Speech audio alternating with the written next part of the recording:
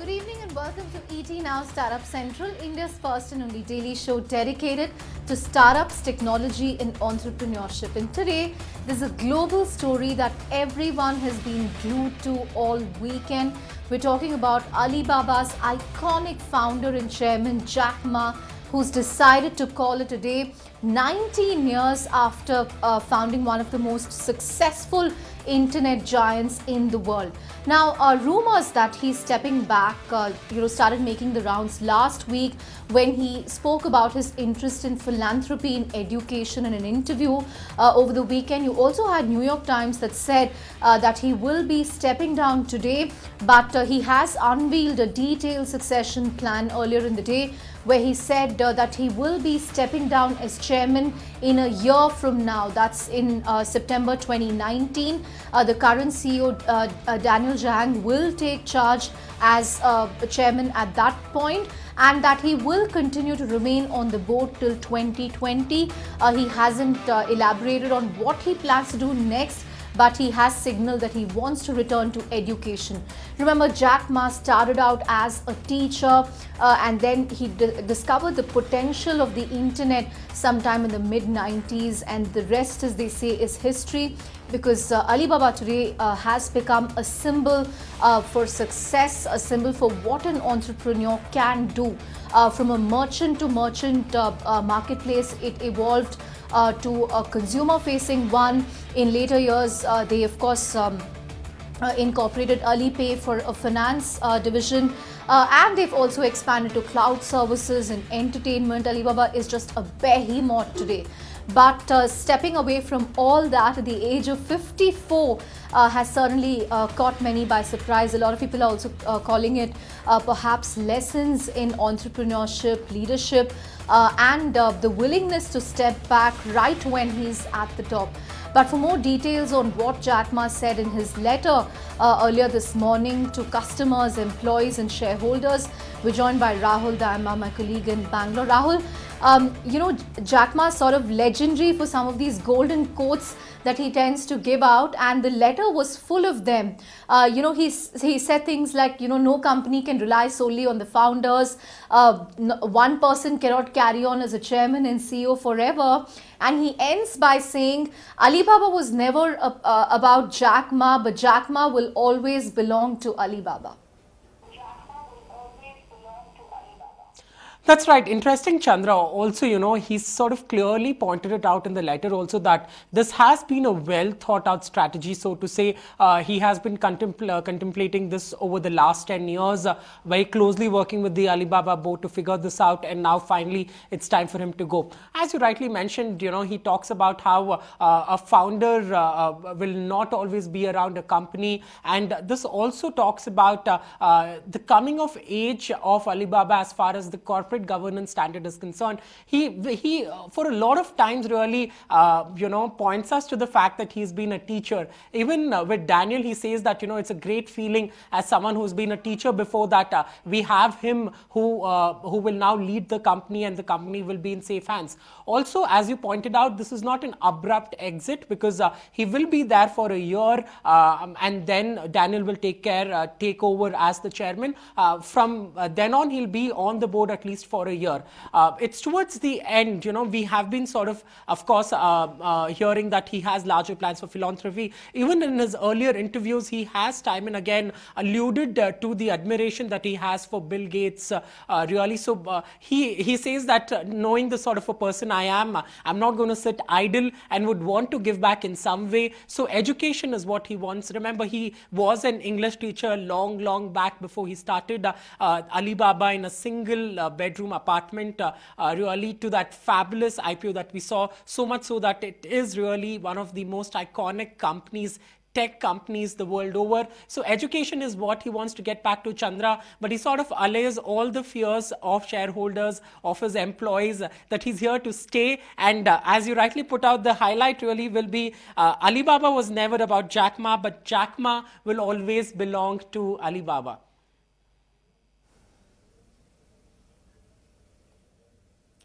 What a story, Rahul. And from a school, from an English teacher to someone who's worth $38 billion. He's China's richest man. And not just that, he's, faces fair share of struggle. He's often spoken about how he's been rejected 30 times for various jobs, for various reasons, and that he was rejected by Harvard Business School alone 10 times. I guess Harvard Business School's loss is entrepreneurship's gain, because he's really evolved to one of the most followed and legendary thought leaders of our time.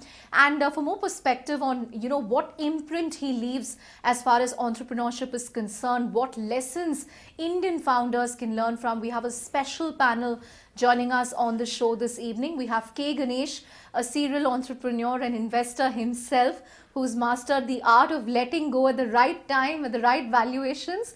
We also have Rahul Chowdhri from Stellaris Venture Partners, also an investor.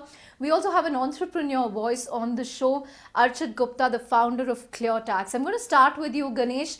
A little unexpected for Jack Ma to step back at the age of 54 when everything seems to be going right for him. But if you go by the letter that he's written to all stakeholders, this was in the works for a long time. He said he's been planning his exit at least for a decade. What do you make of it?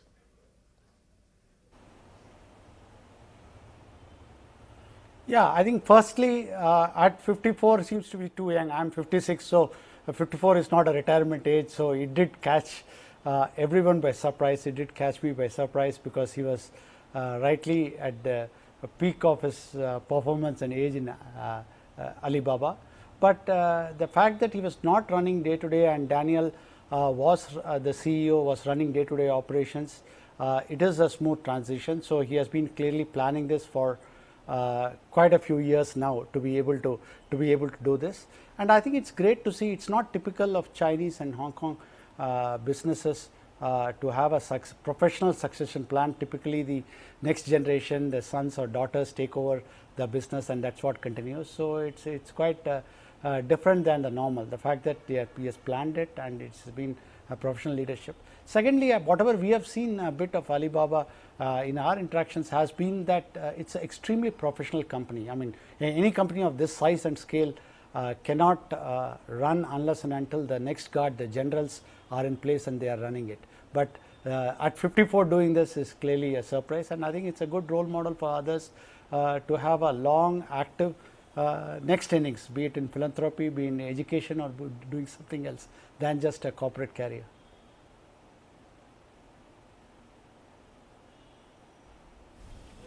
Right. Archit also joins us. Archit, from an entrepreneur perspective, what lessons does Jack Ma hold for entrepreneurs? He's known for his, golden pearls of wisdom. In fact, we'll be pulling up some of his most famous quotations on life and leadership during the course of this show. You will see them flashing on the screen. But what lessons does he hold for entrepreneurs?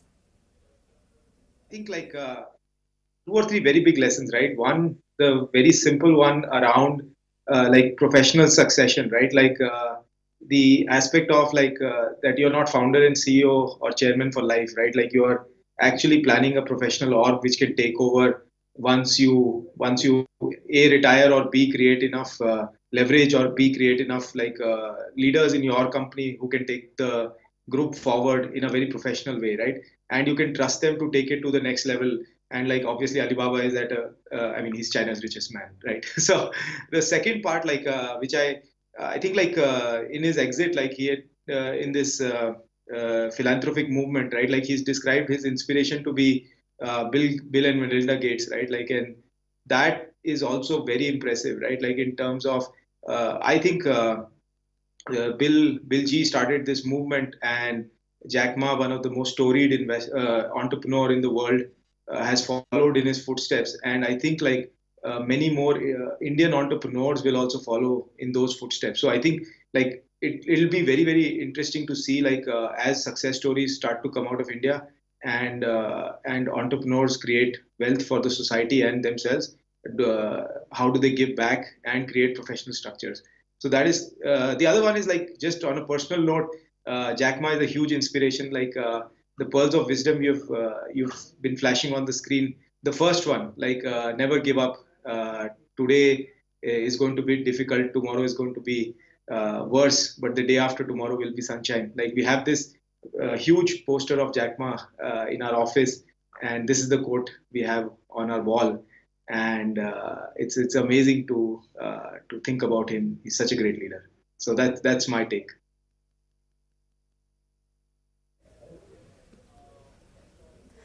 That's one of my favorite quotes as well, Archit. I think he's like a walking, talking self-help book. I mean, just reading some of your quotes can really lift you on any given day. And I know one of your investors, Vijay Shekhar Sharma, is also a huge Jack Ma fan. But K. Ganesh, let me come to you. One of your own portfolio companies, Big Basket, is an Alibaba investee company in India. One of the 5-6 companies that they've taken a big bet on, apart from, of course, Paytm Mall, Express Bees, and Tickets New. As someone who's dealt with the Alibaba team, what was your takeaway during the course of this, Big Basket transaction? And do you see them perhaps getting more serious about India? Because Daniel Zhang is also on the board of Paytm Mall. With him becoming chairman next year, how does Jack Ma's exit or Daniel Zhang taking charge take things from that perspective? The plan that Alibaba will have for India?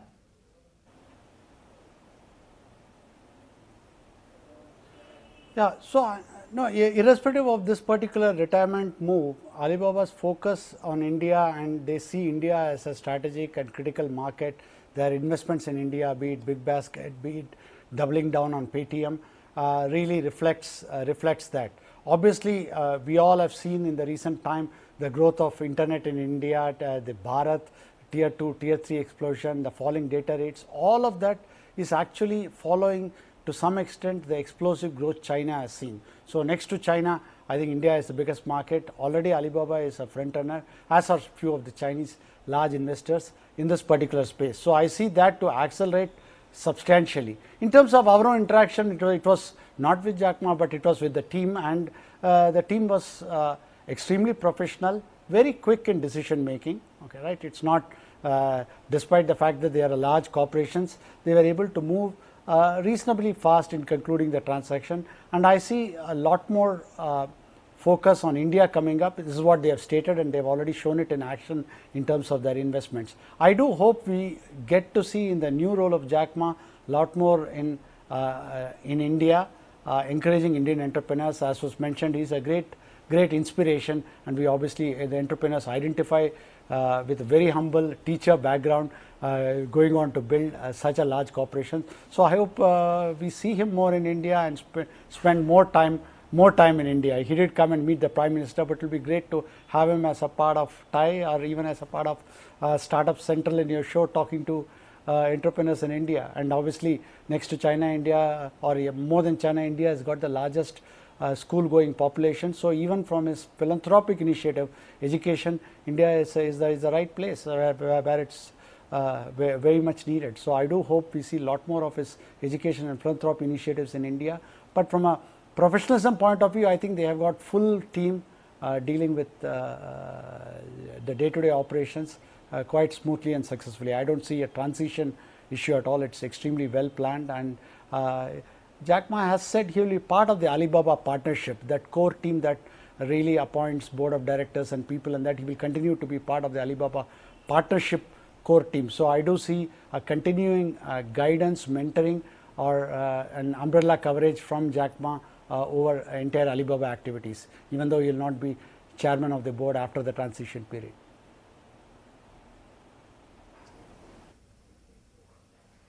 Right, Ganesh, I'm praying that all your words come true about him coming to Bangalore and about him featuring in Startup Central someday. We'll definitely try to get him on the show, but what a coup that will be. But I believe we have Rahul Chowdhri also with us from Stellaris Venture Partners. Rahul, what do you make of this, of the way this has played out? A legendary entrepreneur and chairman stepping back at 54, but he's done it in a way that seems quite smooth. It's been in the works for a decade now. Daniel Zhang is not a new name. He's been CEO for 5 years.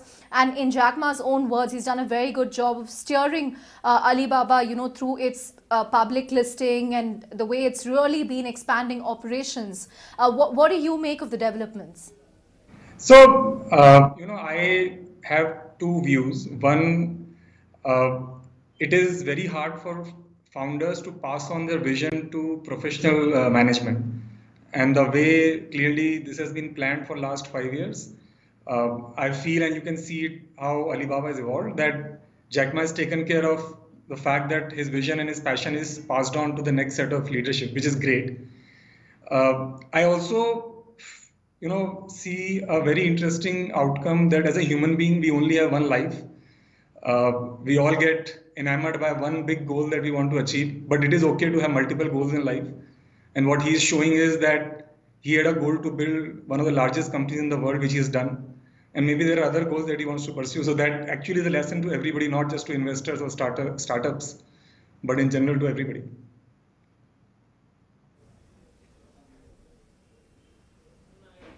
That's a very nice take, Rahul. One that, founders find it difficult to let go, but he has. And the other being that it's okay to not be obsessed with just one goal. It's okay to chase multiple ones. And he's let go perhaps at the right time when Alibaba is in sort of a settled place with the professional management in place. But let's take a break at this point. When we come back on the other side of Startup Central, we will explore, how India can perhaps create an Alibaba. What will it take in terms of a policy push and the larger impact this will have on the ecosystem here. Come back on the other side, more interesting perspectives on Startup Central.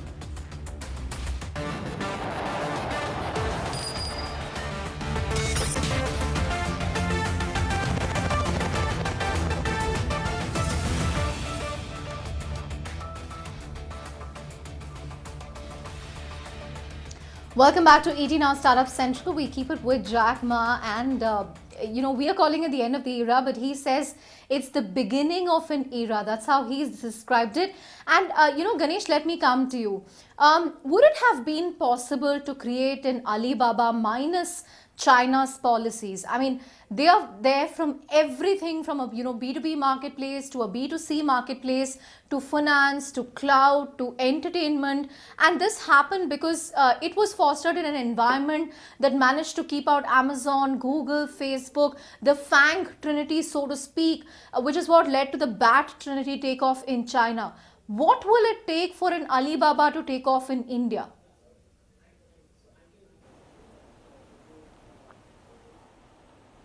No, I'm assuming you're talking about can in India we build Alibaba kind of scale and companies like that. Is that right? That's right. What will it take to build an Alibaba in India? Yeah. Yeah. No, so I think we are right now we are at a situation where thanks to various events happening and various things coming together, we are at the right place where we can build several Alibabas in India. Okay, right. We have shown a Flipkart scale, Flipkart exit at $18 billion has shown that it's no longer a pipe dream. We are no longer talking about large India and Indians, underpenetrated India and all that stuff. We have seen that in reality. So clearly we have sampled or tasted Alibaba kind of scale and growth in to a smaller extent in Flipkart. It's not all encompassing, but if you see Flipkart as a model, right from horizontal e-commerce to e-com express to phone pay, which is a payment, so it is coming together. Similarly, if you see Paytm today, that is also scaling and potentially becoming like Alibaba, with obviously Alibaba participation too in that. Paytm Mall, you're talking about payments bank, you're talking about the actual digital payments. So there are several things that are happening there. So you do see an ecosystem kind of place building up, being the horizontal e-commerce, or being it in logistics play, or being in fintech space with Paytm, and all of that is happening. What we lack is the protectionism that China gave, which is actually in my opinion positive. So we don't have that protection. There is people talk about capital dumping happening from foreign players. So there is very little protection. On the other hand, we do have a very large market that is coming online. The data bandwidth rates are one of the lowest in the world today in India, and the penetration levels of mobile internet is low with so much of room for upside. So I think all these factors, thanks to private players like Jio coming up, Right. thanks to India Ganesh, Stack I just being want to built get up, whether it's Aadhaar, eKYC or UPI, all of that Right. is able to actually bring Right, it together. right. But I'll just Ganesh, add only just one hold point. on there. The only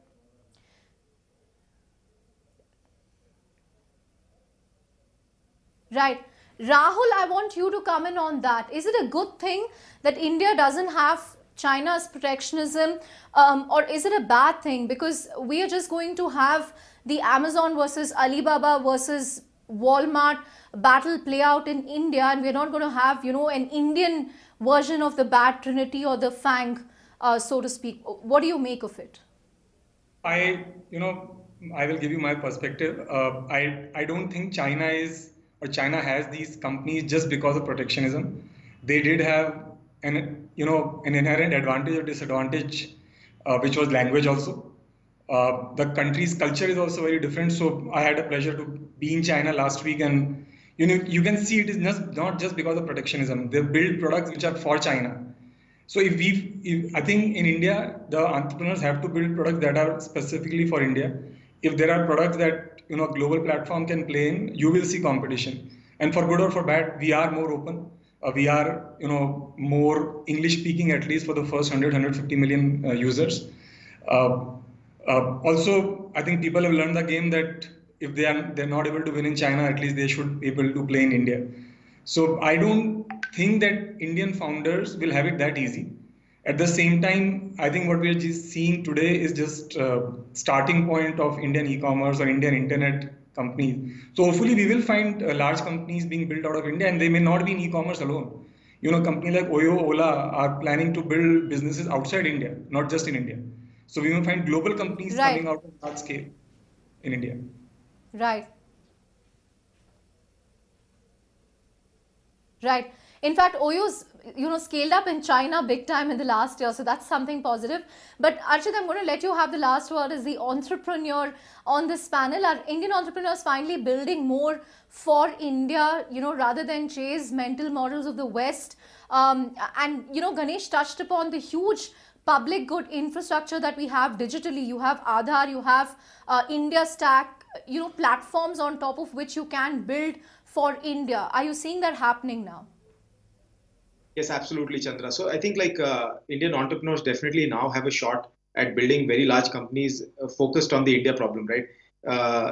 The next 400, 500 million people are coming online with Geo and so on and so forth, right? So the advantage of having very affordable data leads to rapid digitization and democratization, right?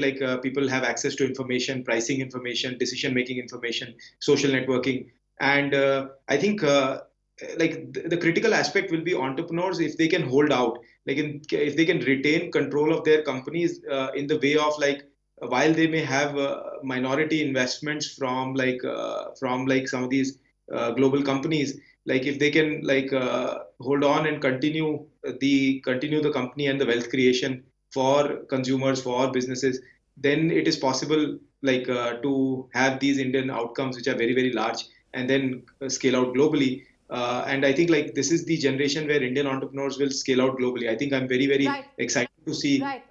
my peers. Archit? Right. On that note, I'm afraid we're completely out of time, but thank you so much, K. Ganesh, Rahul Chowdhri and Archit Gupta for joining us on this special show.